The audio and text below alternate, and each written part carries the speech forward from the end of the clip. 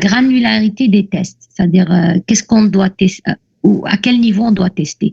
Donc, on avait vu les tests unitaires, les tests d'intégration et les tests système.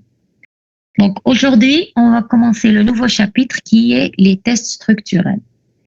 Donc, je rappelle que les tests, on a deux types de tests, les tests fonctionnels, qu'on appelle aussi boîte noire, et les tests structurels. Donc, les tests fonctionnels, comment ils se font? D'abord, l'objectif des tests fonctionnels, c'est d'exécuter le programme avec un ensemble de données de test et vérifier le résultat. D'accord? C'est ce qu'on a appelé ici le verdict. Donc, à partir de la spécification, je définis ou je sélectionne un ensemble de données de test.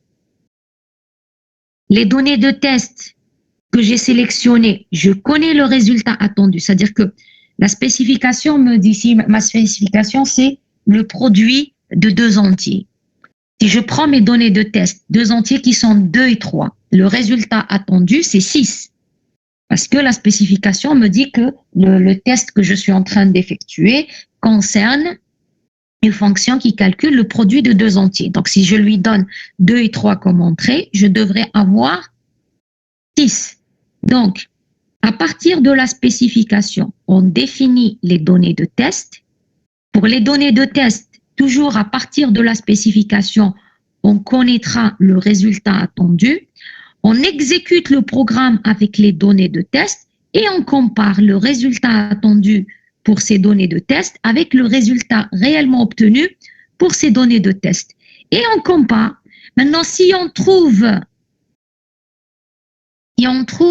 des erreurs, c'est-à-dire il y a une différence entre le résultat attendu et le résultat obtenu. Là, on va dire qu'il y a défaut, il faut corriger, trouver la source de l'erreur et la corriger.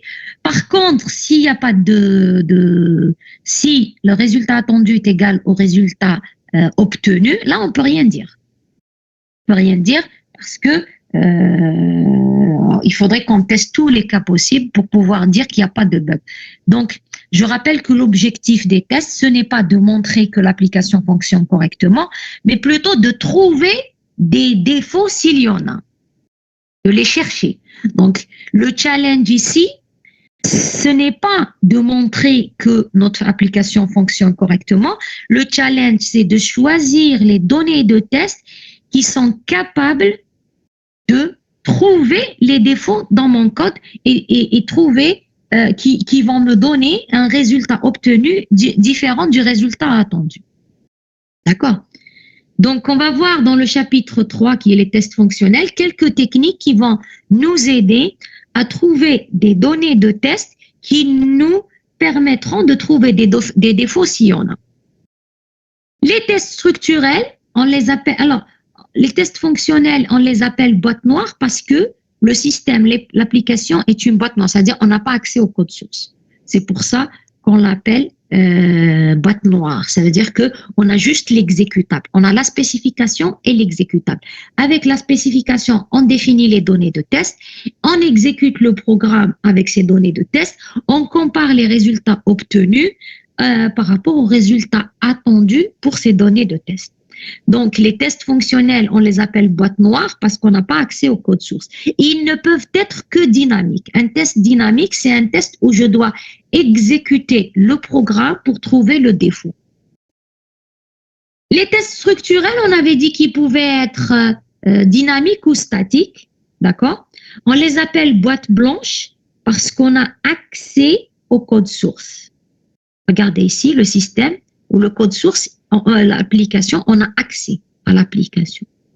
Et pour les tests structurels dynamiques, dynamique veut dire, alors structurel ou boîte blanche veut dire on a accès au code source, dynamique veut dire on doit exécuter le programme pour trouver les défauts. Donc, pour les tests fonctionnels, on trouve les données de test à partir de la spécification, puisqu'on n'a pas accès au code source. Pour les tests structurels, on trouve les données de test à partir du code source. En analysant le code source, on va définir des données de test. Ensuite, bien sûr, c'est toujours la spécification qui nous dira quels sont les résultats attendus pour ces données de test. Ensuite, on exécute le programme et on compare les résultats attendus aux résultats obtenus. Donc, la différence entre les tests structurels dynamiques et les tests fonctionnels qui sont de toute façon dynamiques, c'est que pour les tests fonctionnels, les tests sont définis à partir de la spécification parce qu'on n'a pas accès au code source, alors que pour les tests structurels, les données de test sont définies à partir du code source. Et on va voir dans ce chapitre quelles sont les techniques qui nous permettent de trouver des données de test à partir du code source. On verra alors, donc, pour reprendre notre sujet, donc les tests structurels. Le principe, c'est utiliser la structure du code source pour dériver des cas de test. Donc, les données de test, les tests structurels, puisqu'on a accès au code source, on définit les données de test. Là, c'est les tests structurels dynamiques. Hein. Parce que dès qu'on parle, attendez, dynamique.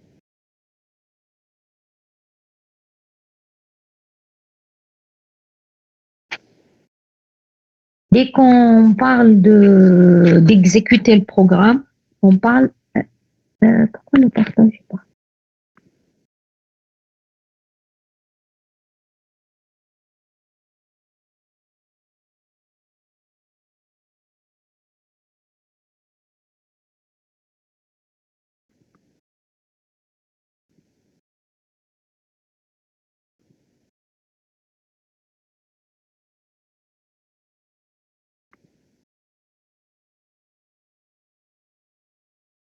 Voilà. Donc, utilisez le code source pour trouver les données de test. Donc, complémentaire à des méthodes de test de boîte noire, les tests fonctionnels. On avait dit la dernière fois que on utilisait les tests fonctionnels et les tests structurels parce que les deux étaient complémentaires. Alors, pour les tests structurels, on a deux types, les statiques et les dynamiques. Donc, dynamique, on avait dit exécution du programme, analyse du programme pour trouver les données de test, ensuite exécuter le programme. Donc, les tests dynamiques, qu'ils soient structurels ou fonctionnels, c'est le fait d'exécuter le programme pour trouver les défauts. Donc, on vous dit, pour les tests structurels dynamiques,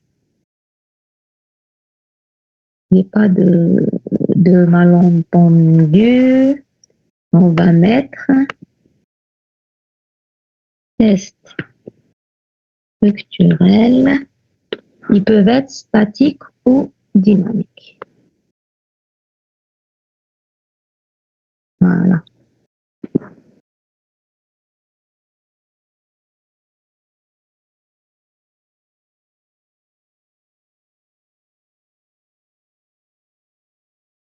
Et pourquoi à chaque fois il y a le partage qui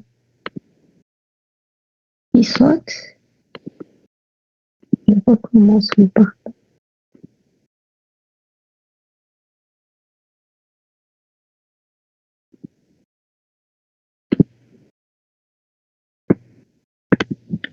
Donc, on va voir donc le test dynamique pour les tests structurels. L'analyse dynamique nécessite l'exécution du code binaire. Ça veut dire que, à partir du code source, produire des données de test qui exécuteront un ensemble de comportements, comparer les résultats avec ceux attendus. Donc, les tests structurels dynamiques, on va analyser le code source pour définir les données de test, mais on doit exécuter le programme avec ces données de test pour trouver les défauts. Alors, il y a plusieurs techniques de tests structurels dynamiques. On a la technique de couverture du graphe de contrôle, c'est ce qu'on va voir aujourd'hui.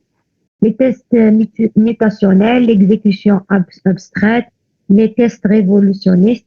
Donc, nous, on va, dans ce semestre, voir la première, deuxième et troisième technique, exécution abstraite. On va voir la technique de couverture, on va voir l'exécution abstraite. Et si on a le temps, les tests mutationnels. Pour l'analyse statique, donc qui ne nécessite pas l'exécution du code binaire, la revue du code. Donc par exemple, une des techniques, c'est je lis le code.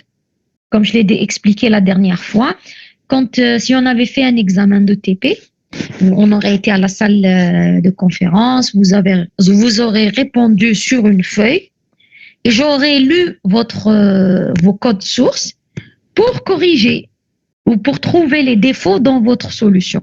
Donc, la revue du code est une technique qui permet d'identifier les défauts. Ça suppose une exécution mentale du programme, c'est-à-dire que en lisant le lecteur qui va lire le programme va faire une exécution mentale du programme pour trouver les défauts. On a aussi d'autres techniques. On va voir ensemble l'exécution symbolique. Estimation de la complexité, on va aussi en parler. L'estimation, c'est-à-dire que on va définir un nombre d'indicateurs ou de métriques, voilà, de métriques qui peuvent nous donner une idée sur la quantité de tests à exécuter. On va les voir après. En tous les cas, on a déjà parlé en S1, chapitre qualité, qu'il y avait des métriques. On a expliqué pour discuter la qualité de la conception.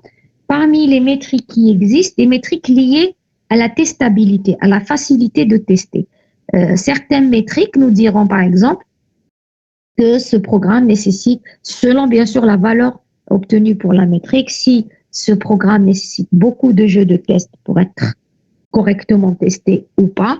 Et bien sûr, plus le nombre de jeux de tests est important, moins une application est testable. Donc, si par exemple j'ai un des besoins non fonctionnels, c'est par exemple minimiser la testabilité, il faudrait que nos métriques liées à la testabilité ou à l'estimation de la complexité ne soient pas des valeurs importantes.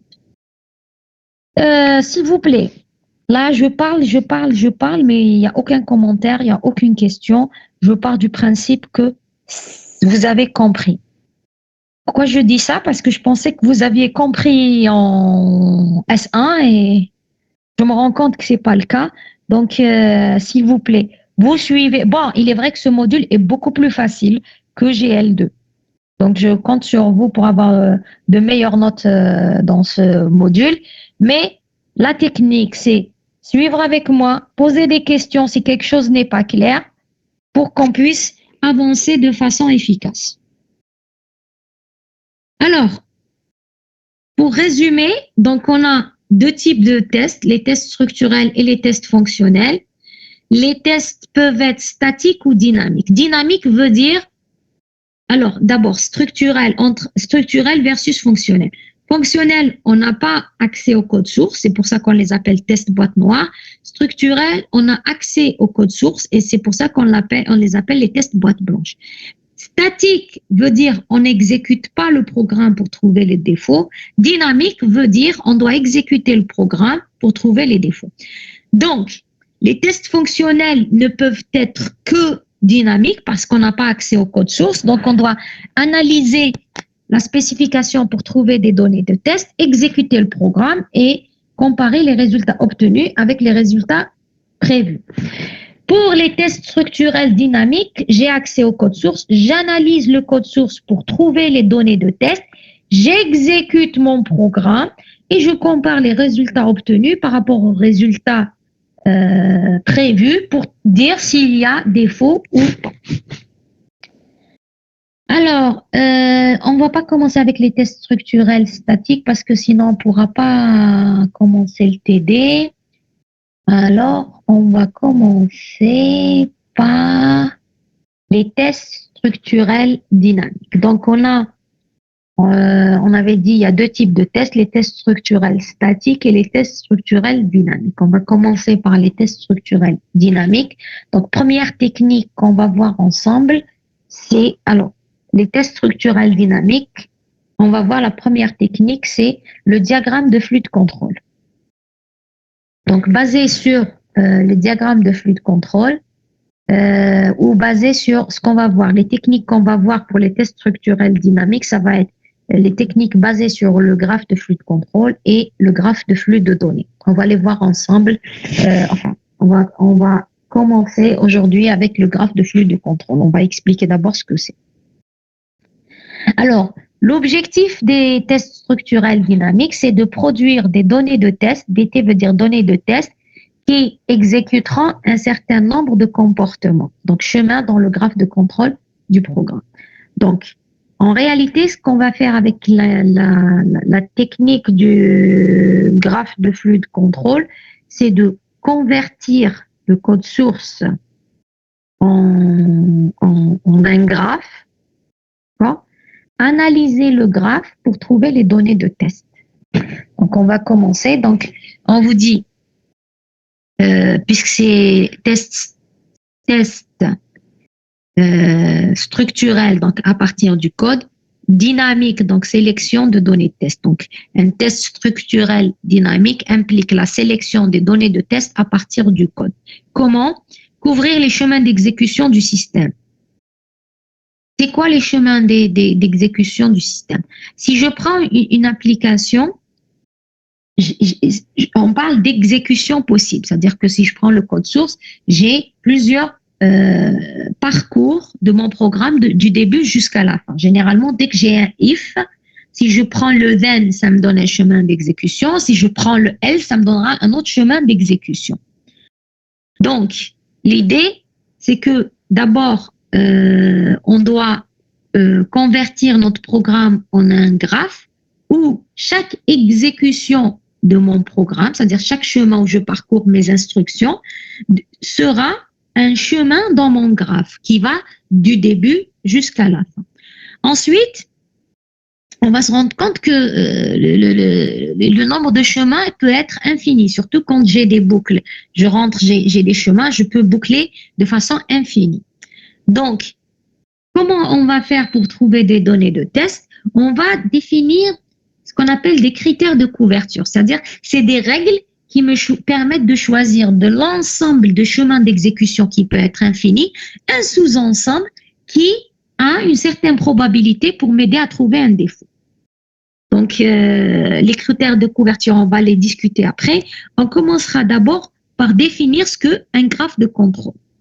Donc, c'est un graphe orienté avec un nœud initial E, E pour dire entrée. C'est l'équivalent de begin ou début de votre programme. Et un nœud S, final S, sortie, qui est l'équivalent du end ou de l'accolade fermante de votre programme. Ici, pour ce qu'on va voir ici, pour tout les techniques qu'on va voir, elles concernent les tests unitaires, d'accord? Tout ce qu'on va voir dans le chapitre test structurel, test fonctionnel, toutes les techniques qu'on va voir, elles concernent les tests unitaires. Donc, on va tester, en fait, on va partir du principe qu'on a une programmation procédurale. Donc, ce qu'on va tester ici, c'est des fonctions. D'accord? On avait dit que les tests unitaires pour la programmation procédurale étaient les fonctions. Pour la programmation orientée objet, c'est les classes. Donc, on va voir ici, on va voir les tests unitaires. On va s'intéresser à des fonctions.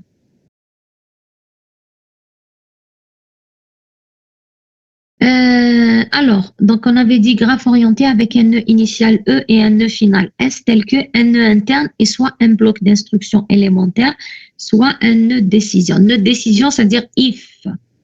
Parce que soit j'ai une condition qui est vérifiée, je prends un chemin, soit j'ai une condition qui n'est pas vérifiée. La condition n'est pas vérifiée, je prends l'autre chemin. Donc, un nœud de décision étiqueté par une condition. Un arc relie les nœuds correspondants à des instructions ou conditions successives. C'est ce qu'on appelle le flow de contrôle. Donc, vous avez un exemple ici où on a Euh, je vais juste brancher mon tableau. J'ai oublié de le faire. Voilà. Donc, on a ici, on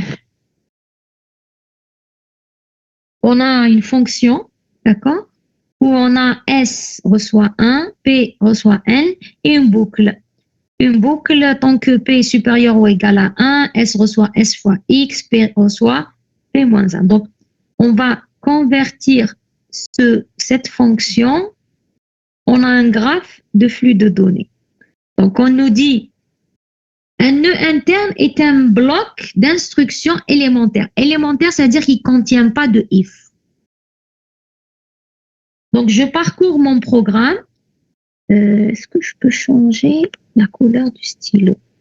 Oui, voilà. Donc, je parcours mon programme. J'ai deux instructions qui ne sont pas un test. D'accord? Donc, je mets ces instructions-là dans un bloc. Ensuite, j'ai un test ici. Parce qu'un while, c'est quoi? Je teste. Si la condition est vraie, donc j'ai un test qui est ma condition qui est P supérieur ou égal à 1. Donc, mon programme, au départ, on a toujours une entrée. Ensuite, je viens tester. Donc, et j'ai ma sortie, bien sûr. J'ai une entrée, j'ai une sortie. Ensuite, je teste. Si ma condition est égale à vrai, je rentre exécuter ces instructions. Donc, si ma condition est égale à vrai, je rentre exécuter ces instructions. Ensuite, je reviens tester.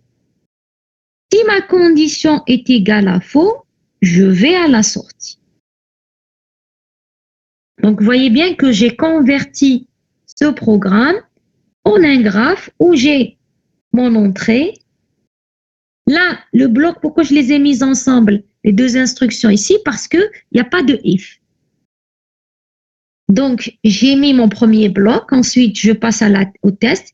Si la condition est vraie, j'exécute ça et je reviens tester. Si la condition est égale à faux, je vais à la sortie. Donc, voici comment on modélise un diagramme de flux de contrôle. Et à partir de là, on peut commencer le TD la semaine prochaine.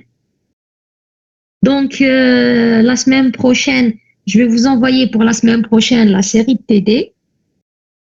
By the way, probablement, je vais vous faire la réception dimanche prochain. Donc, j'ai un cours ensuite. C'est bon, hein, c'est notre dernière séance en ligne. Donc, dimanche, on aura un cours de TD. Et après les deux TD, je vais vous faire la réception. D'accord? Donc, vous pouvez informer les autres étudiants. Je vais envoyer un mail de toute façon à la déléguée pour l'informer. Si tout va bien, c'est ça le plan pour la semaine prochaine. Donc, on a ce qu'il faut. On a ce qu'il faut ici pour modéliser un graphe de flux de contrôle. Alors, on continue. Est-ce que vous avez des questions ici sur comment modéliser un graphe de flux de contrôle? غضب لو كان يكون عندنا الاف واش يصرى ما فهمتش انا. Les notes, j'ai pas encore terminé. Je vois pas pourquoi vous m'envoyez des emails. J'ai demandé à la déléguée de vous dire que vous les aurez quand j'aurai terminé. Je suis pas terminé. Si j'avais terminé, je vous les aurais envoyés. Alors, je réponds à votre question. Si on a un if, regardez. Ici, si je regarde l'exécution, le if me donne deux chemins. Si P est supérieur ou égal à 1, qu'est-ce que je fais? Je rentre dans la boucle. Donc, si ma condition est égale à vrai, je rentre dans la boucle. J'exécute ce qu'il y a dans la boucle et je reviens tester. Par contre, si ma condition est égale à faux, regardez, vous revenez au programme. While P supérieur ou égal à 1, do. Si je teste et je trouve P inférieur à 1, qu'est-ce que je fais? Je sors de la boucle. Hein? Oui. Je sors de la boucle. Mais puisqu'il n'y a rien après la boucle, ça veut dire que je suis arrivée à la fin de mon programme. Et c'est pour ça que je suis allée à la sortie.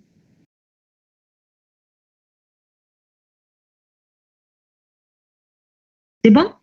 Oui, merci. Très bien. Les autres, c'est clair comment on modélise un diagramme de flux de contrôle? Oui, madame. Très bien. Alors, donc vous avez ici un exemple. Et on vous demande de modéliser le graphe de flux de contrôle de ce programme. Ça suppose qu'on a une fonction. Bon, là, c'est des portions de code. Hein. On a une fonction et pour laquelle on aura x comme on donnera une valeur à x en entrée. Là aussi, là, par exemple, la donnée en entrée, c'est n. D'accord? Puisque c'est l'inconnu de notre programme. On va donner une valeur à n et ensuite on va exécuter le programme. Donc la donnée en entrée ici, c'est n. C'est une fonction. Ça, c'est un programme avec une fonction qui a n comme en entrée et on a ensuite begin et end. Là aussi, une fonction qui a x en entrée. Donc j'ai begin, end. Et ensuite, on a, bon, l'idée ici pour les nœuds, on n'a pas besoin de mettre les instructions à l'intérieur des blocs. On va avoir besoin de numéroter, si vous voulez, ces nœuds. On va mettre devant chaque nœud l'instruction qui lui correspond. Donc, au départ, on a un if. Donc, déjà, j'ai un nœud if, d'accord, qui contient la condition x inférieure ou égale à 0. J'ai deux possibilités. Then, donc si la condition est égale à vrai, j'ai x égale moins x. Si x est égal à faux, j'ai x égale 1 moins x. Ensuite, dans les deux cas, je vais avoir un deuxième test. C'est-à-dire que, par exemple, si j'ai if x est inférieur à 0, je vais exécuter x égale x moins x et je viens exécuter le deuxième if. Donc, j'ai un deuxième if ici qui est x égale moins 1. Donc, lorsque la condition ici est égale à vrai, je vais tester, je vais trouver que c'est vrai, je vais avoir x égale moins x. Ensuite, je reviens tester ici l'instruction suivante. Par contre, si cette condition est égale à faux, je vais exécuter l'instruction x égale x moins 1 et je viens vers le if aussi. Donc, je viens tester ici. Maintenant, je suis là. Même chose, j'ai deux possibilités. Soit cette condition est égale à vrai, soit elle est égale à faux. Si la condition est égale à vrai, donc if x est égal à moins 1, alors x égale 1. X égale 1. Sinon, je vais avoir x égale x plus 1. X égale x plus 1. Et ensuite, dans les deux cas, je vais aller exécuter l'instruction write-ln x. Donc, dans les deux cas, si par exemple x est égal à moins 1, j'exécute x égale 1 et je viens à write-ln 1. Sinon, j'exécute x égale x égale x plus 1 et je reviens ici et c'est terminé. Donc, je vais mettre ici mon entrée et ma sortie. Est-ce que vous avez des questions sur ce programme que je viens d'écrire en bleu? Oui, madame. J'ai pas compris pourquoi quand x est inférieur à 0 est vérifié, oui, x égale à moins x. ومن بعد علاش زدنا هبطنا x égale à moins 1. C'est une condition. C'est une condition. Mais c'est bon. Mais la première condition est vérifiée. Oui, mais regardez, j'ai pas mis un bloc ici. Si j'exécutais, j'ai première instruction, deuxième instruction, troisième instruction. C'est-à-dire dérouler le programme, dérouler ce programme, oublier les tests, oublier. Hein, on revient en algorithmique, je déroule ce programme. Qu'est-ce que je fais? Si x est inférieur ou égal à 0, alors x aura la valeur moins x ensuite. Ah oui, ensuite on va passer au deuxième if. D'accord. Voilà. Ah oui. Les autres, d'autres questions, c'est clair?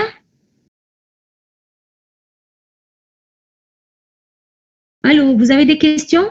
Donc, si vous n'avez pas de questions concernant, c'est exactement le même graphe. Donc là, on a l'entrée, on a la sortie, sauf que au lieu de mettre les instructions à l'intérieur, on les met à l'extérieur. Pourquoi? Pour qu'on puisse numéroter les nœuds. Donc, le nœud, ici, dès que je vois ici, quand c'est un nœud de condition, j'ai mis les conditions sur les arcs, c'est-à-dire x inférieur ou égal à 0, x supérieur à 0. Ici, le nœud est une instruction ou un bloc d'instruction, je mets l'instruction ou le bloc d'instruction devant. Même chose ici, on a mis devant le nœud, enfin devant ici, et là, c'est la même chose, d'accord? Là, c'est une condition, je mets sur les arcs les conditions pour savoir où je vais. Et si c'est un bloc d'instruction sans condition, je les mets devant le nœud. Pourquoi? Parce que on parle de chemin d'exécution, donc on va devoir les nommer, ces chemins. Donc, je parlerai du chemin E, A, B, D, F, G, S, par exemple, ou du chemin E, A, C, D, E, G, S. D'accord? Donc, ce que j'appelle chemin d'exécution ou exécution de mon programme, c'est tous les chemins qui vont du début jusqu'à la fin. Donc, si je prends le chemin E, A, B, D, F, G, S, il correspond à l'exécution de mon programme où je teste X inférieur ou égal à 0. Je trouve que c'est égal à vrai. Alors, je vais exécuter l'instruction X égale X moins 1. Ensuite, je teste la condition X égale moins 1. Je trouve qu'elle est vraie. Donc, je vais mettre X égale 1. Ensuite, je viens exécuter write-ln X qui va m'afficher 1 et je sors. Deuxième exécution possible, je peux avoir E, A, B, D, E, G, S. Le chemin E, A, B, D, E, G, S correspond à une exécution où je teste au départ X inférieur ou égal à 0, je trouve que c'est vrai. Alors, je vais mettre X égale moins X. Ensuite, je viens tester, est-ce que X est égal moins 1? Je trouve que c'est faux. Alors, je vais exécuter X égale X plus 1. Ensuite, j'affiche X et je sors. Le chemin E, A, C, D, E, G, S correspond à une exécution où, lorsque je vais tester X inférieur ou égal à 0, je vais trouver que c'est égal à faux. Alors, je vais faire X égale 1 moins X. Ensuite, lorsque je vais tester X égale à moins 1, je vais trouver que c'est faux. Alors, je vais exécuter X égale X plus 1. Et ensuite, je vais afficher X et je sors. Le chemin E, A, C, D, F, G, S, c'est je teste X, je trouve qu'il est supérieur à 0. Donc, je vais exécuter X égale X moins 1. Ensuite, je teste est-ce que X est égal à moins 1. Je trouve que c'est vrai. Donc, je vais exécuter X égale 1. Et ensuite, je sors. Donc, mon programme, il a 4 exécutions possibles que j'ai retrouvées à partir. Donc, 4 exécutions, c'est-à-dire qu'ils vont de begin à end. C'est ce que j'appelle une exécution. On va aller de begin à end. Il correspond à 4 chemins qui vont de E, l'entrée, à la sortie. Donc, une exécution de mon programme correspond à un chemin de contrôle dans mon graphe. Donc, si je veux, chaque chemin de contrôle de mon graphe correspond à une exécution de mon programme. Jusque-là, c'est bon? Des questions? Toute la base de ce qu'on va voir dans ce chapitre, elle est là. C'est-à-dire le fait que lorsqu'on convertit un programme, puisqu'on parle de test unitaire, c'est des fonctions, lorsqu'on convertit une fonction en graphe de flux de contrôle, c'est pour retrouver les différentes exécutions possibles de notre programme. Chaque exécution correspond à un chemin de contrôle dans notre programme. Donc ça, c'est clair? Parce que tout ce qu'on va faire par la suite sera basé sur ça. Madame, Oui? مادام كيفاش كنا نقولوا دي زيكزيكسيون انفيني تقدر تعطينا اكزومبل غراف كيفاش تجي يعني وشنو لو بوت تاعي رانا حابين نلحقوا بلو تيست هذا تاع Oui, oui, on va voir ce que c'est qu'une exécution. Une exécution infinie, là, on a un nombre fini, effectivement, de chemins qui est 4. Mais dès qu'on a une boucle, attendez, je vais chercher un exemple. Il y a une boucle. Une boucle while true. While, même pas while true, parce que j'ai un chemin indépendamment du programme. C'est-à-dire, je viens, je rentre ici, je viens, je rentre, je sors, je viens, je rentre, je viens, je sors ici. Je ne sais pas, c'est-à-dire en termes de graphe, indépendamment de ce qu'il y a dans le graphe, je peux faire ça de façon infinie. Pas seulement pour une boucle while true, même pour une boucle while, parce que je peux ne jamais sortir de ma boucle. في هاد لوكا واش نقدروا نقولوا باللي ما لو تيست كاين يعني شغل Le nombre de chemins. Non, non, non, pas du tout. En termes de graphe, c'est-à-dire oublions la programmation, en termes de graphe, parce que ça c'est un graphe, d'accord? Attendez, je vais chercher un autre exemple. Est-ce que j'ai un... Voilà. Je prends cet exemple. Ça c'est un graphe. Je peux faire ça, rentrer A, B, C, E, B, infiniment. C'est-à-dire, je rentre A, B, C, E, B, C, E, B, C, E, B, C, E, B, C, E, B, C, E, B, C, E, B. C'est un graphe, indépendamment de l'exécution. Je traite ça comme un graphe. Je peux boucler indéfiniment sur B, E, C, B, C, E, B, C, E, B, C, E, B, C, E, sans sortir. Ou c'est-à-dire, il n'y a aucune contrainte sur le graphe, hein, qui me dit quand est-ce que je dois sortir. Donc, dès que j'ai une boucle dans un graphe de contrôle, le nombre de chemins, il est infini. Et on va le voir tout de suite.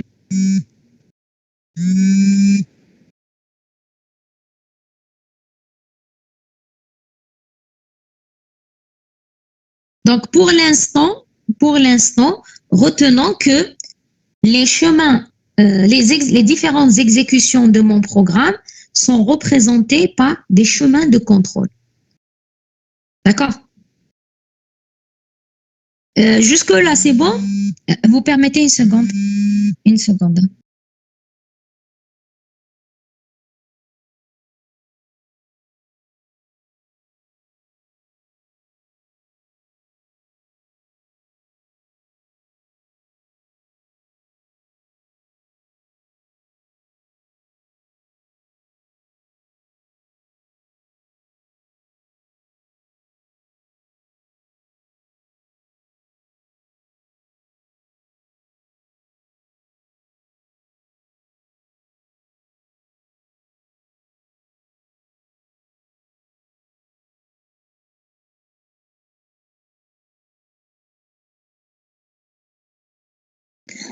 Désolée pour l'interruption.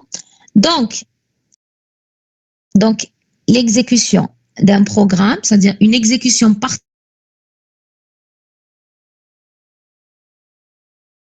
sortie dans le graphe de contrôle. Bien sûr, un chemin, c'est un ensemble de conditions sur les variables d'entrée. Parce que si vous regardez ici, on a pris ce chemin parce que x est inférieur ou égal à 0. Et ensuite, on a trouvé que x est égal à A-1. On prend le chemin A, B, D, E. Ça veut dire que x est inférieur à 0. Ensuite, x est différent de moins 1. Donc, c'est les conditions qui font qu'on change de chemin. Parce que les instructions sont conditions, comme elles sont séquentielles l'une après l'autre. D'ailleurs, c'est pour ça qu'on les a mises dans un bloc. Ça sert à rien, par exemple, ici, de mettre un nœud pour chaque instruction, parce que le chemin est connu, l'une après l'autre. D'ailleurs, c'est pour ça qu'on les regroupe dans un bloc. Quand est-ce qu'on bifurque? Le changement de chemin, ou le fait, c'est-à-dire le choix de chemin se trouve quand on a une condition. C'est lorsqu'on a une condition qu'on peut avoir deux chemins différents. Donc, les chemins existent parce qu'on a des conditions. Exécution réelle, donc c'est un chemin dont les conditions peuvent être satisfaites. Si les conditions impossibles à satisfaire, on dit que c'est un chemin infaisable. Alors, un chemin infaisable, c'est un chemin où on peut pas, c'est-à-dire en partant, c'est un chemin pour lequel il n'y a pas de données en entrée qui me permettent d'aller de l'entrée jusqu'à la sortie. On verra des chemins infaisables en TD, hein, d'accord. C'est des chemins où il est impossible d'y aller, c'est-à-dire quel que soit, ici par exemple, c'est un programme avec X en entrée. Quel que soit un chemin infaisable, c'est un chemin d'abord qui va de l'entrée à la sortie, que je ne pourrai jamais parcourir parce qu'il n'y a aucune valeur qui me permet de le parcourir. Alors, déjà, premier problème, comment détecter un chemin infaisable? Donc, les chemins dans le graphe de contrôle, on vous dit, le graphe qu'on avait vu tout à l'heure est un graphe de contrôle qui admet en entrée le nœud A. En réalité, on avait dit, nous, on s'est mis d'accord ce qu'il est. C'est-à-dire en entrée, et on a ici la sortie. Donc, le chemin, on a E, A, C, D, E, G, S, E, B, D, alors E, A, C, D, G, S est un chemin de contrôle. Pourquoi? Il va de l'entrée A, C, D, E, G, S. Donc, c'est un chemin parce qu'il va de l'entrée jusqu'à la sortie. Par contre, B, D, F, G n'est pas un chemin de contrôle parce qu'il ne va pas de l'entrée jusqu'à la sortie. Donc, on avait dit pour ce graphe, on a 4 chemins. Alors, pour vous aider à ne pas vous tromper, nous, on va toujours ajouter l'entrée et la sortie. D'accord? Donc, on a 4 chemins possibles.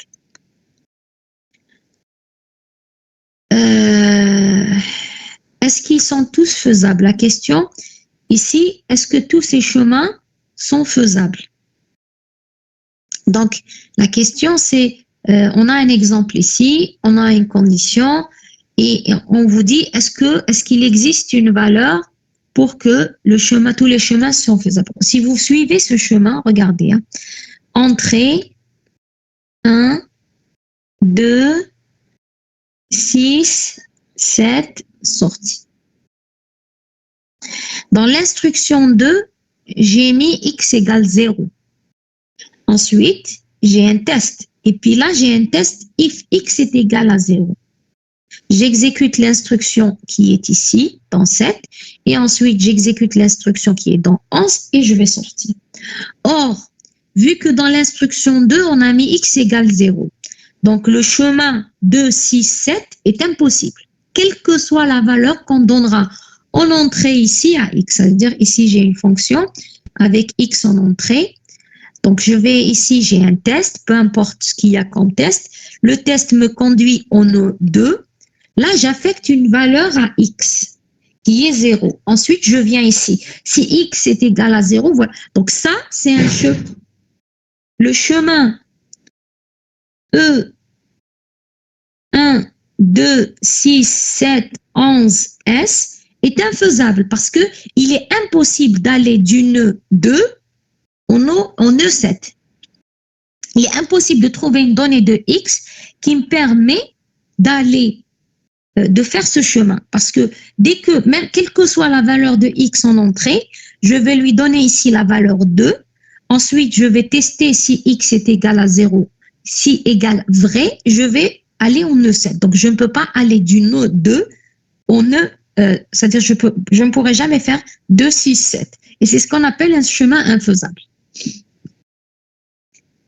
Donc, le chemin... J'ai pas compris. Oui. Voilà, c'est infaisable. Alors, je vous écris le programme suivant. Ça correspond à quoi? Disons que j'ai une fonction. J'ai une fonction, d'accord, de x.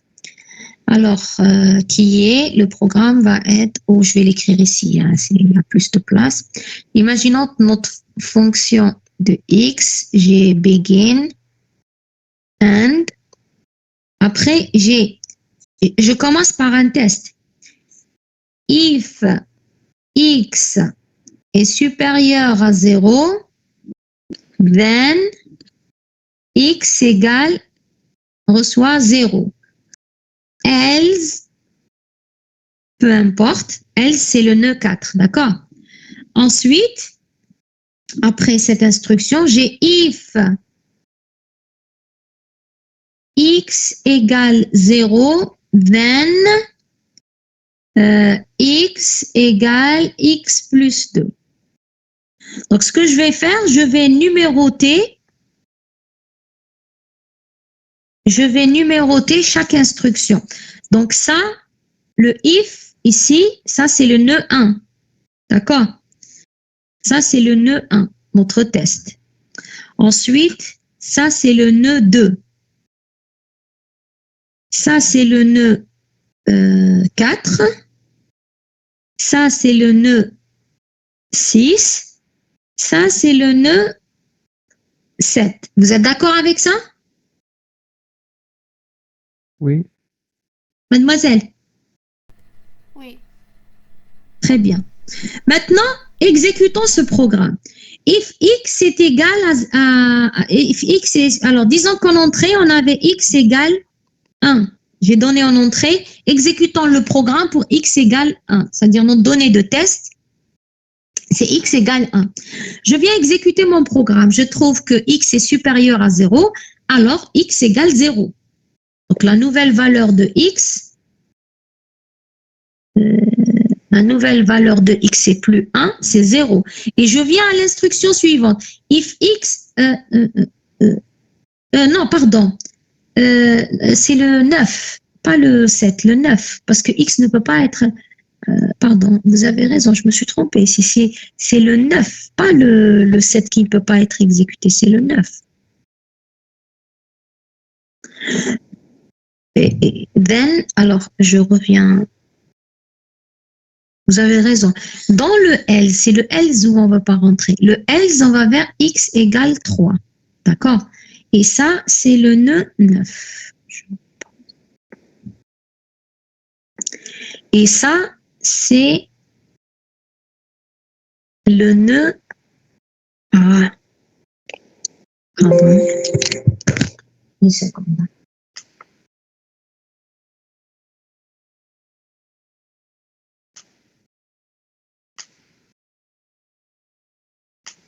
Juste pour avoir plus de place. Donc, et ça, c'est le... j'ai pas pris le vert. Attendez, je reprends le vert. Et ça, c'est le nœud 9. Donc, je reprends l'exécution. Donc, on avait dit, au départ, x égale 1. Donc, je vais tester, est-ce que x est supérieur à 0? Oui. Alors, je vais au nœud 2, qui est donc on va exécuter le programme. Donc au départ, je suis là et je trouve que x est supérieur à 0. Donc je vais au nœud 2. J'aurai une nouvelle valeur de x qui est 0. Donc maintenant, la valeur de x, elle est de 0. Et je viens à l'instruction 6. If x égale 0, je vais aller à x égale x plus 2. Donc j'exécute ici et je viens là. Maintenant, ma question, quelle est la valeur de x qui me permet de faire le chemin qui me permet, alors je vais le faire dans une autre couleur, quel est le chemin qui me permet d'aller de là à là à là? Donnez-moi une valeur de x qui me permet d'aller de 2 à 6 à 9. Il n'y a pas, parce qu'initialisé à 0. Exactement. Donc, il n'existe aucune valeur de x qui me permet de faire le chemin de 6, 9. Donc, le chemin entrée 1, 2, 6, 9, 11, S est un chemin infaisable parce qu'il n'existe aucune valeur pour notre donnée d'entrée qui me permet de faire ce chemin. C'est ça un chemin infaisable. C'est-à-dire qu'il n'existe pas de valeur en entrée. C'est-à-dire, quelle que soit la valeur que je vais exécuter, quelle que soit la valeur que je vais avoir en entrée, je ne peux pas avoir ce chemin. C'est un chemin infaisable. Donc maintenant, est-ce que vous avez compris ce que c'est qu'un chemin infaisable? C'est une exécution qu'on ne pourra jamais faire. Ça veut dire que l'exécution, si je fais x, j'ai x supérieur à 0 et je viens ici, x égale 0 else, je ne pourrai jamais exécuter le else si j'ai en entrée x est supérieur à 0.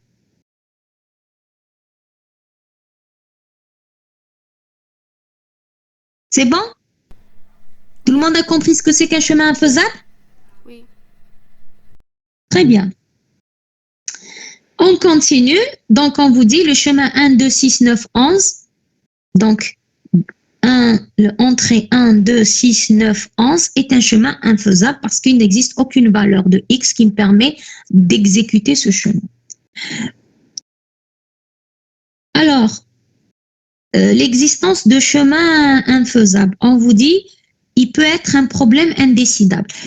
Lorsque j'ai un chemin infaisable, déjà, quand j'ai un chemin, c'est-à-dire que déjà, on vient d'identifier un concept qui est les chemins infaisables, qu'il faudrait détecter.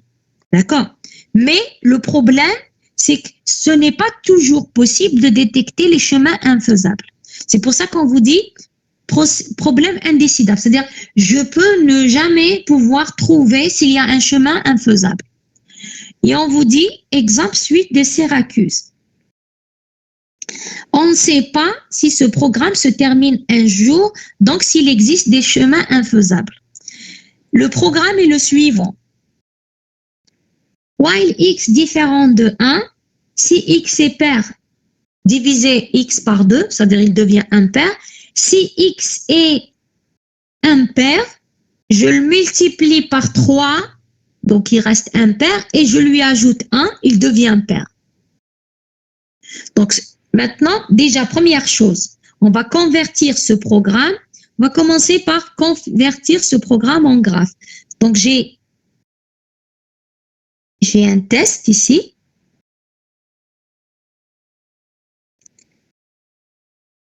Ensuite, j'ai un deuxième test. Donc, j'ai un test. Soit x est supérieur à 0, est différent de 1, pardon.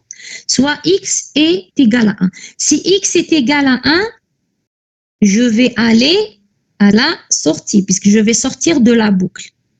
Je viens ici. Ici,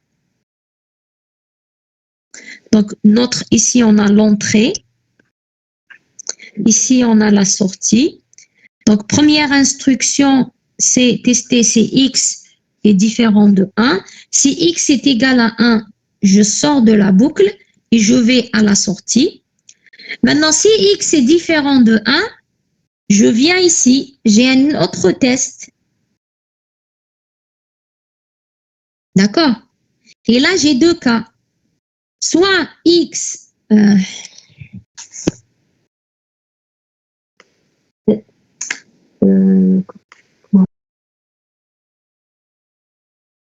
je vais juste nettoyer un peu.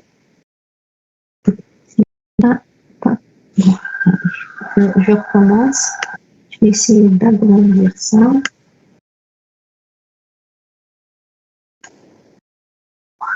Là. Et je recommence. Donc, on a l'entrée ici. On a la sortie ici. Donc, première chose, première instruction de notre programme, c'est ce test. Après, soit la condition est vérifiée, je viens ici. Soit la condition n'est pas vérifiée, je vais aller à la sortie. Ensuite, maintenant, là aussi, j'ai une condition. Ça veut dire que j'ai deux cas. Soit la condition est vérifiée, je viens ici. Soit la condition n'est pas vérifiée, je viens ici. Dans les deux cas, je reviens retester. Donc, je reviens à ma boucle while, ici. Parce que, qu'est-ce que je vais faire? Si x est différent de 1, je vais tester si x est pair. Si x est pair, je vais diviser x par 2 et je reviens ici. Bon, s'il est pair, je le divise par 2, pas forcément il devient impair. Hein. Je retire ce que je me suis trompée tout à l'heure parce qu'il peut rester toujours pair. Mais à un moment donné, il va devenir impair. Par contre, s'il est impair, j'exécute cette instruction et je reviens tester le while. Donc, voici notre graphe qui est ici. Donc, au départ, on a l'entrée. Ensuite, on a le test. Si x est égal à vrai, je viens au prochain test qui est pair de x. Sinon, je vais à la sortie. Maintenant, lorsque j'exécute, c'est-à-dire je vérifie si x est pair. Si x est pair, j'exécute x égale x sur 2 et je reviens à ma boucle while pour retester. Sinon, j'exécute x égale 3 fois x plus 1 et je reviens pour retester. Est-ce que le graphe est clair pour tout le monde? Comment on est passé de ce programme à ce graphe? Est-ce que tout le monde a suivi et a compris?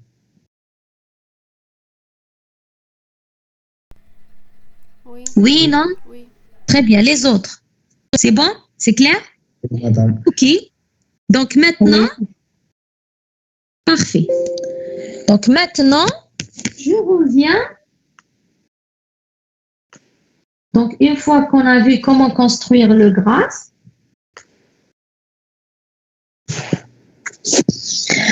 sachez que ce programme, puisque la suite de Syracuse est un programme mathématique on ne sait pas s'il a une fin. On vous dit, on ne sait pas si ce programme se termine toujours.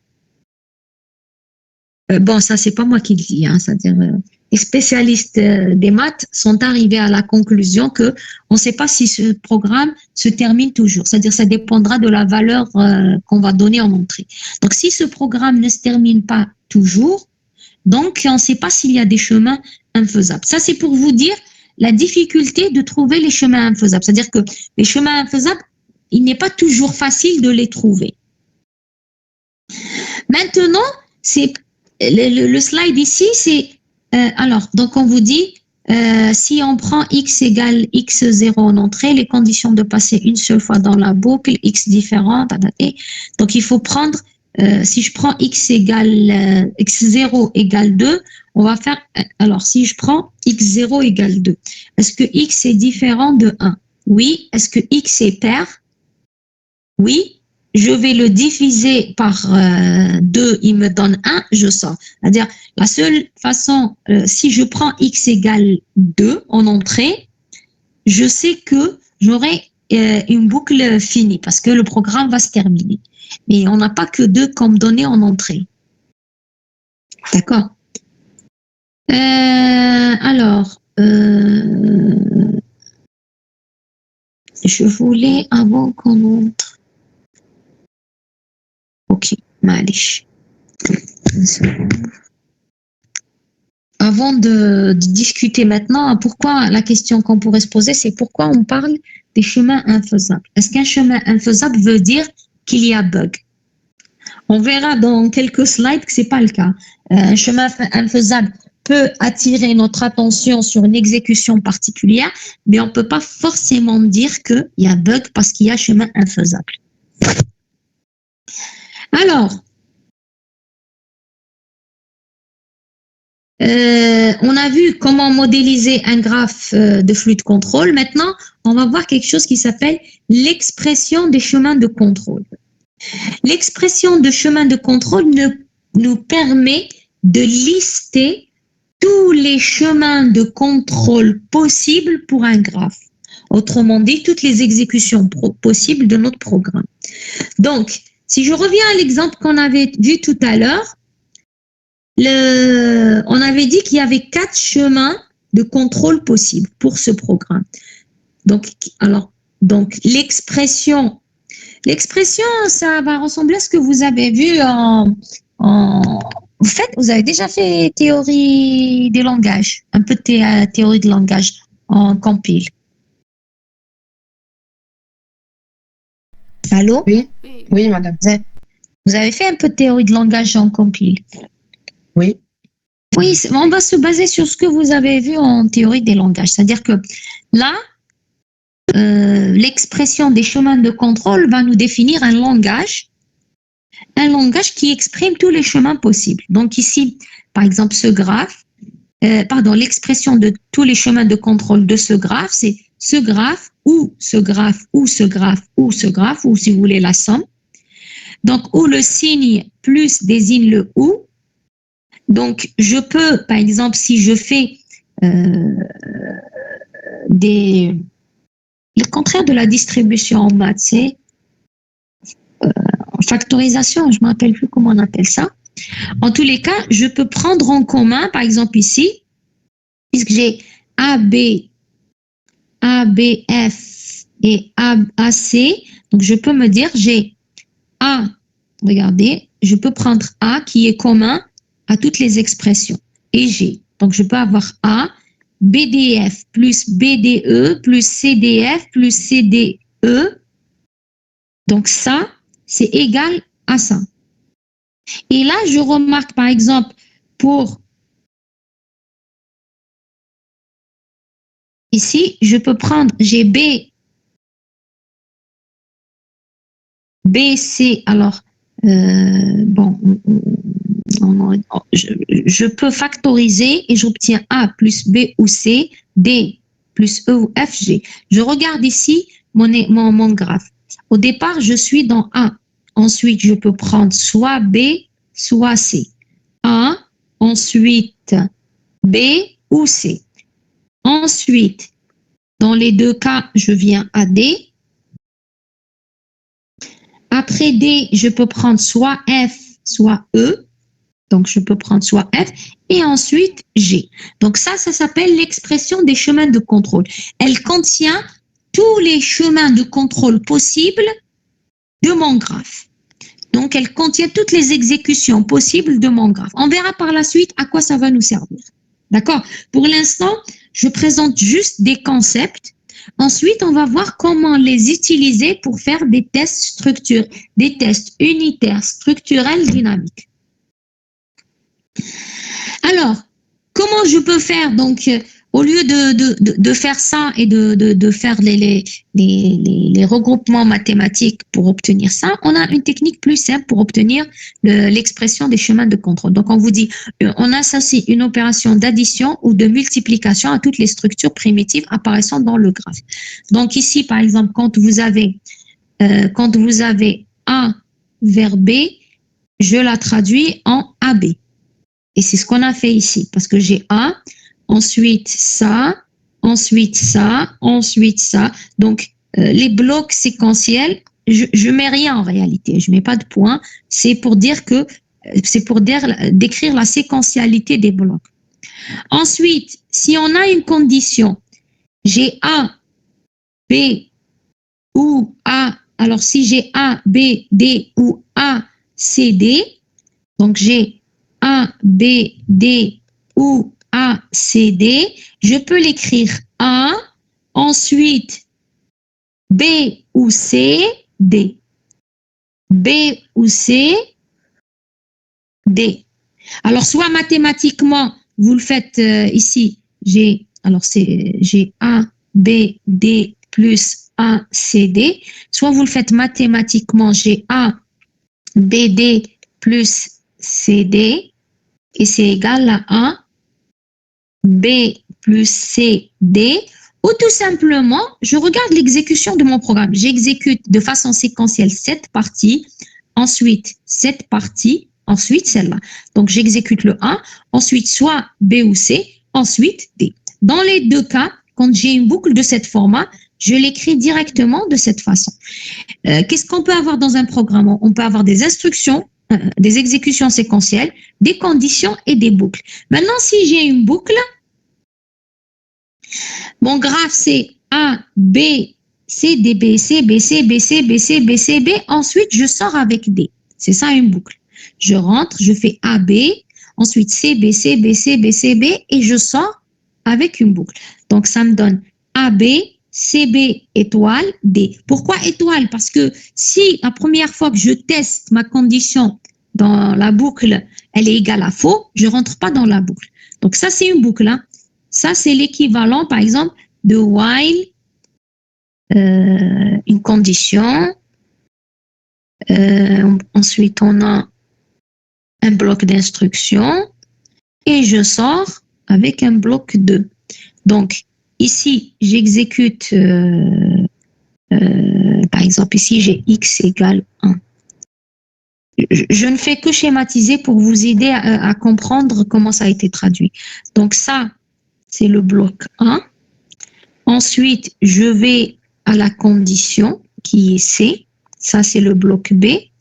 Après, si ma condition est vraie, je rentre dans C et je reviens tester B. Sinon, si ma condition est égale à faux, je viens exécuter B2 qui est dans mon cas le nœud D. Est-ce que tout le monde a compris ce graphe, ce schéma par rapport à une boucle? C'est clair? Oui. Oui. Donc, maintenant, comment je traduis ça? En réalité, qu'est-ce que je vais faire? Je vais exécuter la première instruction avant le bloc. Je suis là, j'exécute 1. Ensuite, j'exécute B, puisque je dois faire un premier test. Donc, j'exécute 1, j'exécute B. Ensuite, si ma condition est égale à... Tant que ma condition est égale à vrai, je vais faire C, ensuite B. Et je teste. Si c'est vrai, je vais faire C, ensuite B. Et si c'est vrai, je teste. Donc, j'ai CB étoile. Étoile parce que je peux, du premier coup, je viens, je fais A, B et je sors vers D. Donc, c'est pour ça qu'on a ici étoile, pour dire que je peux avoir aussi epsilon. Et ensuite, dès que la condition est égale à faux, je sors et je vais à D. Des questions sur cette modélisation, cette expression qui décrit une boucle? C'est clair?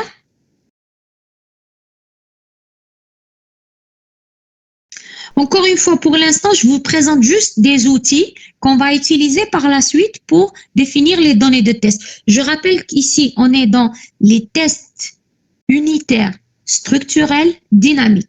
Ça veut dire on doit trouver, on a accès au code source et on doit trouver des données de test pour trouver les défauts. Donc, pour l'instant, on a vu comment convertir un programme en graphe de flux de contrôle. On a vu comment définir tous les chemins de contrôle possibles pour un graphe à travers l'expression des chemins de contrôle.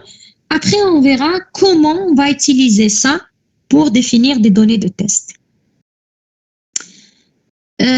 Alors, pour rappel, soit l'alphabet ABC, donc CB au carré, CB plus, donc il n'y a pas le epsilon, et B étoile, B étoile, ça veut dire qu'il y a le epsilon. Madame, Oui? j'ai une question. Oui, allez-y.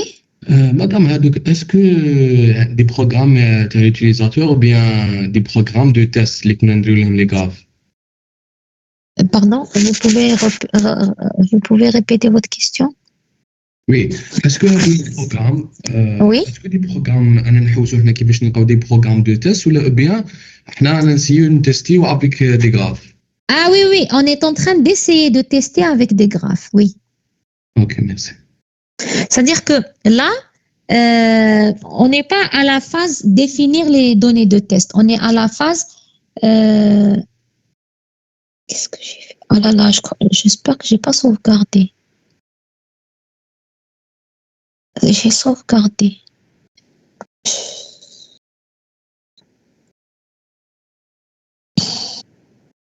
Bon, c'est pas grave. Pas que je vais...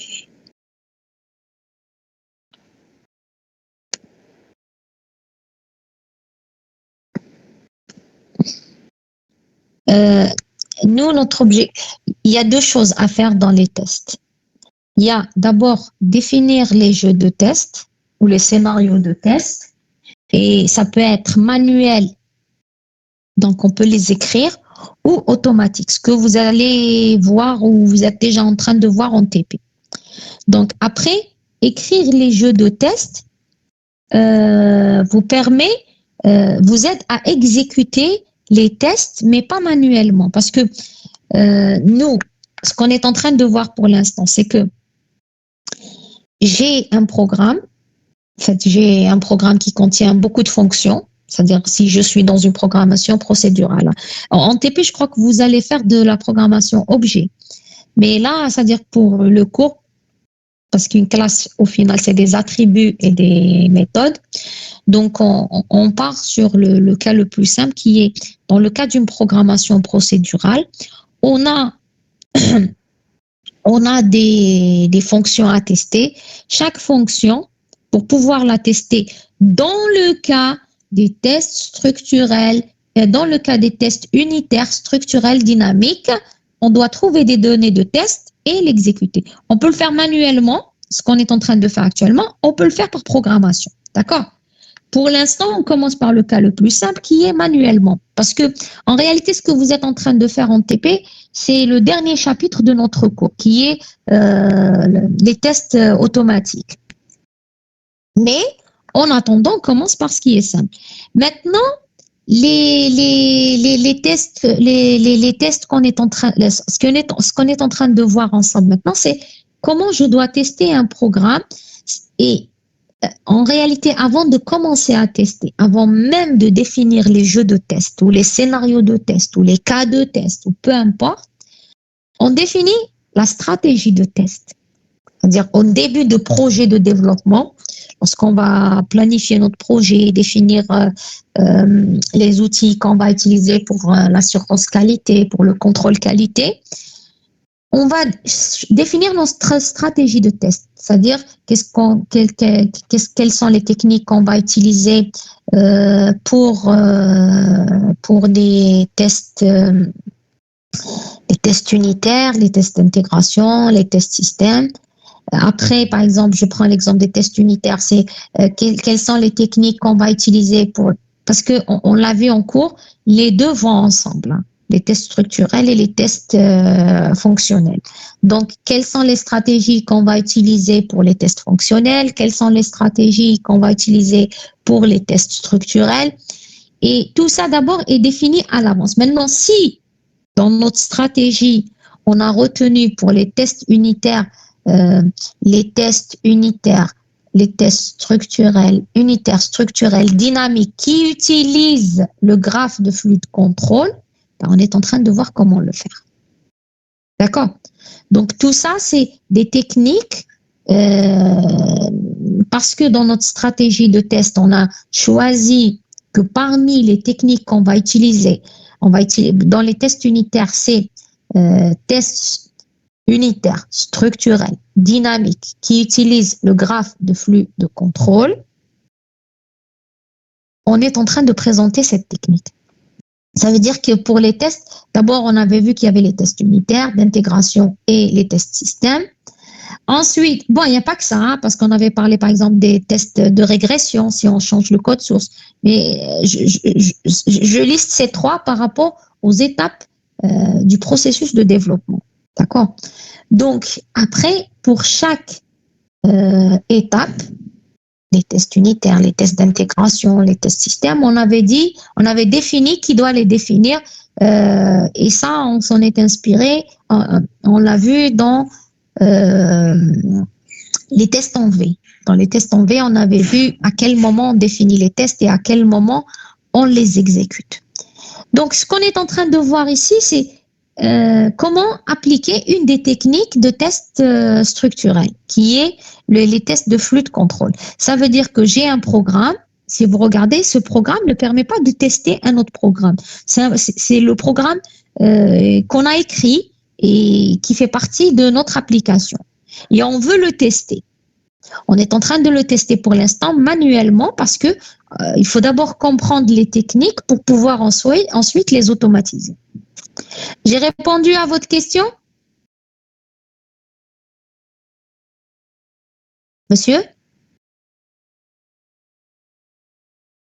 Vous êtes toujours là? Oui, merci, madame. C'est bon? OK. Alors, donc on va faire la même chose avec, donc ici on a le programme suivant. D'accord? On a début,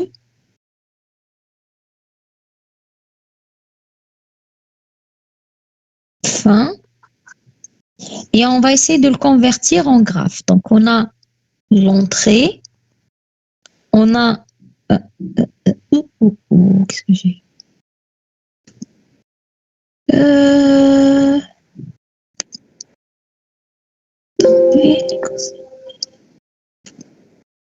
Je sais pas ce que... Voilà. Voilà. Donc, première instruction. Ici, c'est pas une condition. Ici, c'est pas une condition. Attendez, je vais utiliser. Je vais les mettre ensemble dans un bloc. Ensuite, j'ai une condition. Ensuite, j'ai une autre condition. Ensuite, j'ai un bloc. Et j'ai une dernière instruction. Donc, je vais prendre... Donc, on va exécuter notre programme. Donc, de l'entrée, j'exécute l'instruction i égale 1, found égale false. Ensuite, je viens ici au test. Pour le test, il est là, il se termine ici le test. Et ça, c'est begin end du if. D'accord? Donc, si ma condition n'est pas vérifiée, je vais aller à la fin. Donc, si ma condition n'est pas vérifiée, je vais aller à la sortie. Sinon, je viens à ce test. Alors, si la condition est vérifiée, j'exécute cette instruction et je reviens tester le while. Si la condition n'est pas vérifiée, je viens... j'aurais pas dû utiliser le vert ici. Attendez. J'utilise le bleu. C'est juste pour ça, c'est le begin. C'est juste pour qu'il n'y ait pas de malentendu. Ça, c'est juste pour définir les limites du begin et de end. Et je reviens à mon vert. Donc, si ma condition est égale à vrai du while, on avait dit je rentre. Donc, si ma condition du if est égale à vrai, j'exécute l'instruction found reçoit true et s reçoit i et je reviens tester. Sinon, j'exécute i égale i plus 1 et je reviens tester. Maintenant, on va prendre une autre couleur qui va être violet. On va nommer les nœuds. Donc ça, c'est le nœud A. Ça, c'est le nœud B. Ça, c'est le nœud C. Ça, c'est le nœud D. Et ça, c'est le nœud E. Donc, si je regarde, et le nœud F, c'est la sortie. Donc, et ça, c'est le nœud F. Donc, je regarde est-ce que mon graphe est correct. Hein? Donc, on a l'entrée. Ensuite, je viens de A, je vais à B, au nœud B. Ensuite, de B, il est là le nœud C. Je vais à C ou à F.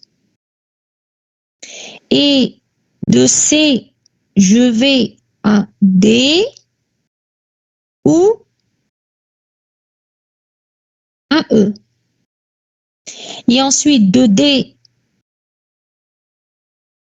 il n'y a pas de else, pardon, il n'y a pas de else ici. Hein.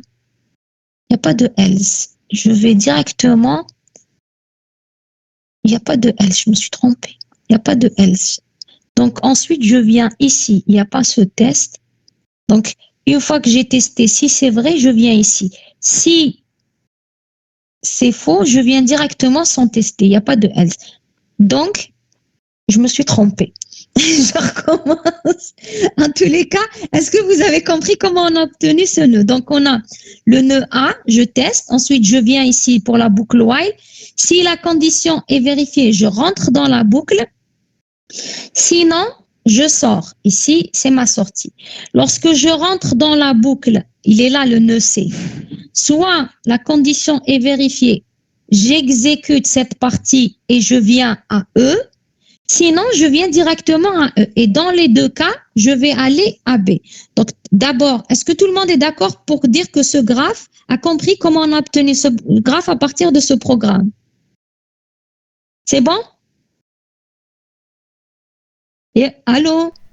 Oui. Oui. Très bien. Maintenant, on doit Madame. définir... Oui? Madame, j'ai une question.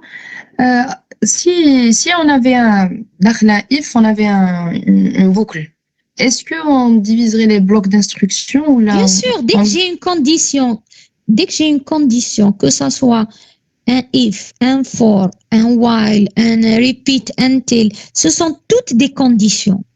Parce que même un while va être décomposé en une condition et des instructions. Un for va être décomposé en une condition et des instructions. Donc, si j'avais à l'intérieur aussi une boucle while, je vais la traiter comme une condition qui va me donner deux sorties. Soit la condition est vérifiée, soit la condition n'est pas vérifiée. Oui, merci. Voilà. Donc, l'exercice, c'était pas de dessiner le graphe, mais de trouver le chemin de contrôle. Donc, ici, on a l'entrée. Là, on a la sortie. Donc, j'ai A, B. D'accord? Ensuite, on avait dit, on a une boucle ici. Vous voyez qu'on a une boucle. Donc, j'ai quelque chose étoile. Ensuite, je sors avec F. Je regarde maintenant ce qu'il y a à l'intérieur de la boucle. J'ai C, D, E ou C, E. Donc, ça va être C, 1 plus D, E, et je reviens exécuter B. Donc, ça me donnera A, B, C, 1 plus D, E, B, étoile, F. Est-ce que c'est clair ou je réexplique? Donc, je donne 1 plus D. Parce que le chemin, c'est C, D, E plus, C, D, E ou C, E plus C, E. Donc, ça me donnera C, D, E plus E, et je mets E en commun, ça me donnera C, D plus 1, E.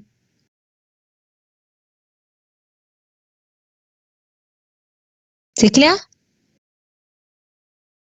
Oui. Très bien. Alors, dernier point qu'on va voir ensemble, c'est chemin faisable, non faisable. Donc, on a pris ce graphe, d'accord? C'est une boucle for. S reçoit 0, for i allant de 1 à 1000, S reçoit S plus A de i and. Donc, ça, c'est le graphe associé à ce programme qui est, avant déjà, le nombre de chemins de contrôle, on vous dit, il se déduit directement. C'est-à-dire, une des utilités de l'expression de tous les chemins de contrôle, c'est déjà définir le nombre de chemins de contrôle. Ici, on a le chemin de contrôle qui est A1, c'est-à-dire je remplace 1 par... donc j'ai 1 fois 1 plus 1 fois 1 fois 1 plus 1. Donc ça me donnera 4. On a 4 chemins de contrôle. Ça, c'est pour, par exemple, le chemin qu'on avait vu tout à l'heure qui était celui-là. Donc ça, c'est le chemin de l'expression de tous les chemins de contrôle. Et ça nous permet de compter le nombre de chemins de contrôle, pas le nombre de chemins faisables, le nombre de chemins de contrôle possibles. Donc, ici, on a une boucle for. On vous dit le nombre de chemins de contrôle est égal au nombre de chemins exécutables, c'est-à-dire faisables, plus le nombre de chemins non exécutables, c'est-à-dire non faisables. D'accord? Parfois, le nombre de chemins non exécutables ou non faisables peut être très important. Donc, on a pris l'exemple de cette boucle. Donc, on a la première instruction, on a S reçoit 0, for i allant de 1 to 1000, do S reçoit S plus A2. Donc, si je devais décomposer d'abord la boucle for, j'ai en réalité ce programme, je peux l'écrire comme étant S reçoit 0, I reçoit 1, ensuite, while I inférieur ou égal à 1000, S reçoit S plus A de I. D'accord?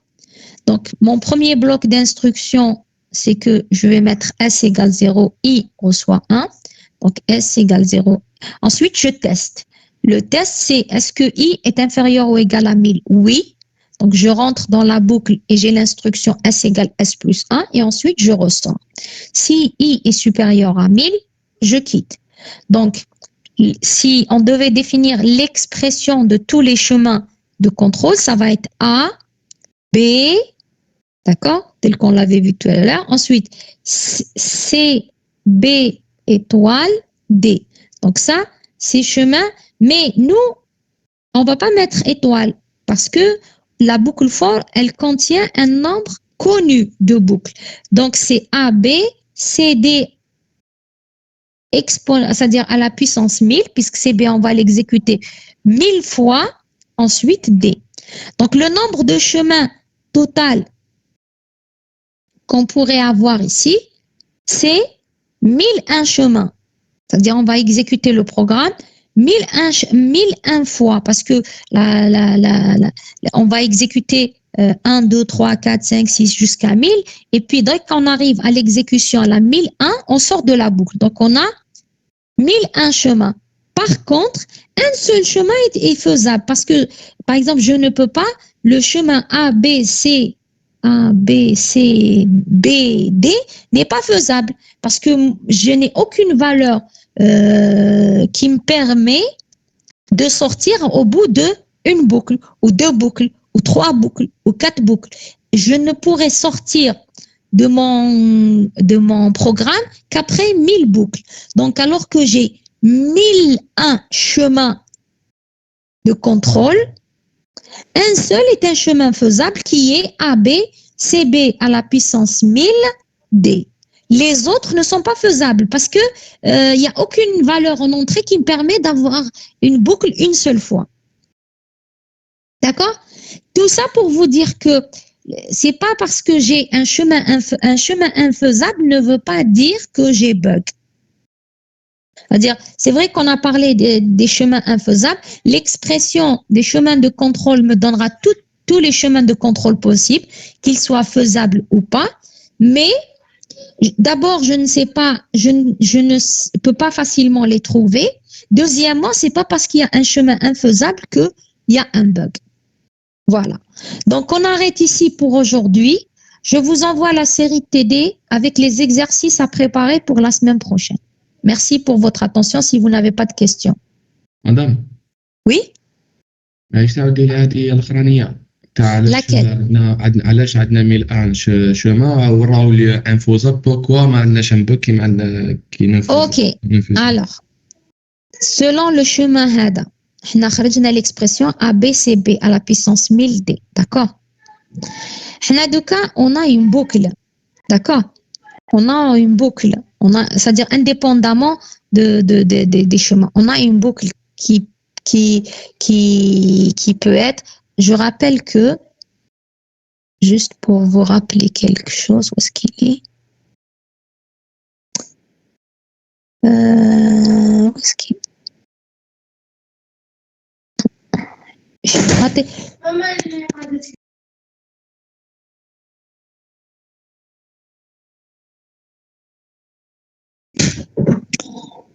Où est-ce qu'il est le slide? Non, c'est pas celui-là. Et j'ai perdu un slide. Je crois que j'ai supprimé un slide. Le slide de rappel des théories des graphes. Il y avait un slide où on avait mis à la puissance. Alors, allez. J'avais mis tout à l'heure un slide.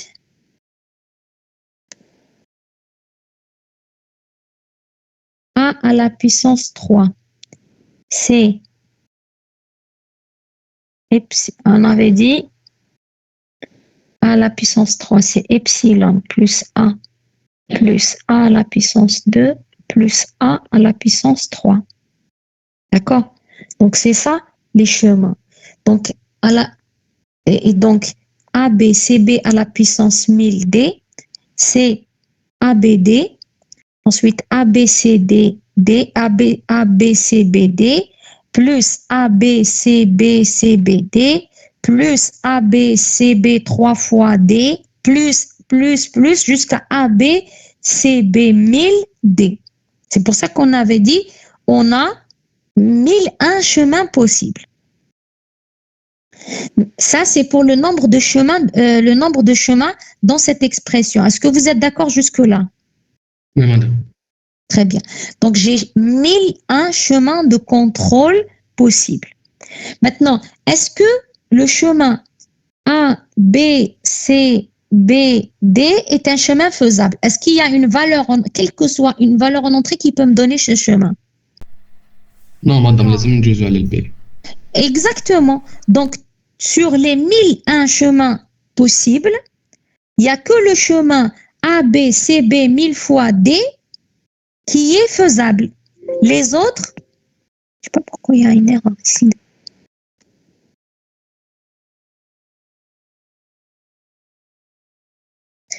Il n'y a que le chemin A, B, C, B 1000 D, c'est-à-dire 1000 à la puissance 1000, hein, D qui est faisable. Les 1000 fois qui est faisable. Les autres ne sont pas faisables. ABC, ABCBD, ABCBCBD, ABCBCBCBD ne sont pas faisables.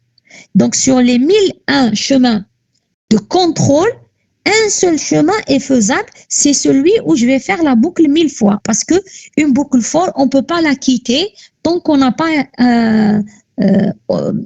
tant qu'on n'est pas arrivé à 1000.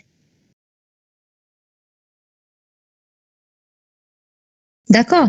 Donc, tout ça pour dire que d'abord, les chemins de contrôle, on ne peut pas toujours les détecter. Donc, c'est ce qu'on avait vu avec le problème de... comment il s'appelait déjà ça? Yeah, j'ai perdu des slides. Qu'est-ce que j'ai fait? J'ai dû supprimer par inadvertance des slides. Et surtout, que c'est pas parce qu'un chemin est infaisable que j'ai un bug dans mon programme. J'imagine que ce programme ne contient pas d'erreur. On doit boucler 1000 fois. Et pourtant, j'ai 1000 chemins infaisables associés à cette fonction ou à ce programme. C'est bon? J'ai répondu à votre question? Oui, madame, merci. Merci beaucoup. Très bien. D'autres questions? Est-ce que vous avez d'autres questions?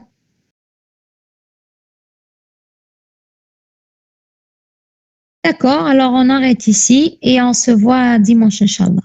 Merci pour votre attention. Au revoir. Merci.